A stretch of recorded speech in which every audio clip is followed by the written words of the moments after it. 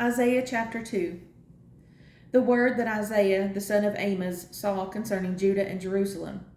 And it shall come to pass in the last days that the mountain of the Lord's house shall be established in the top of the mountains, and shall be exalted above the hills, and all nations shall flow into it.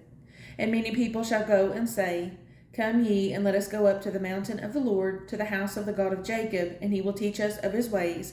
And we will walk in his paths, for out of Zion shall go forth the law, and the word of the Lord from Jerusalem. And he shall judge among the nations, and shall rebuke many people, and they shall beat their swords into plowshares, and their spears into pruning hooks. Nations shall not lift up sword against nation, neither shall they learn war any more. O house of Jacob, come ye, and let us walk in the light of the Lord. Therefore thou hast forsaken thy people, the house of Jacob, because they be replenished from the east, and are soothsayers like the Philistines, and they please themselves in the children of strangers. Their land also is full of silver and gold, neither is there any end of their treasures. Their land is also full of horses, neither is there any end of their chariots. Their land also is full of idols. They worship the work of their own hands, that which their own fingers have made. And the mean man boweth down, and the great man humbleth himself, therefore forgive them not. Enter into the rock, and hide thee in the dust, for fear of the Lord, and for the glory of his majesty. The lofty looks of man shall be humbled, and the haughtiness of men shall be bowed down, and the Lord alone shall be exalted in that day. For the day of the Lord of hosts shall be upon every one that is proud and lofty, and upon every one that is lifted up, and he shall be brought low.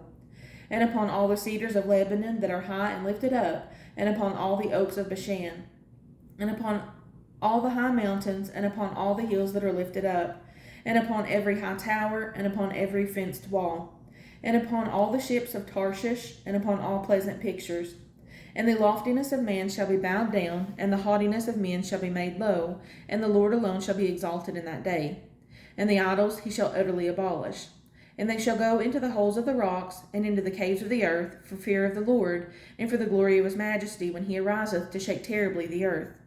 In that day a man shall cast his idols of silver, and his idols of gold, which they made each one for himself to worship, to the moles and to the bats, to go into the clefts of the rocks, and into the tops of the ragged rocks, for fear of the Lord, and for the glory of his majesty, when he ariseth to shake terribly the earth. Cease ye from man, whose breath is in his nostrils, for wherein is he to be accounted of?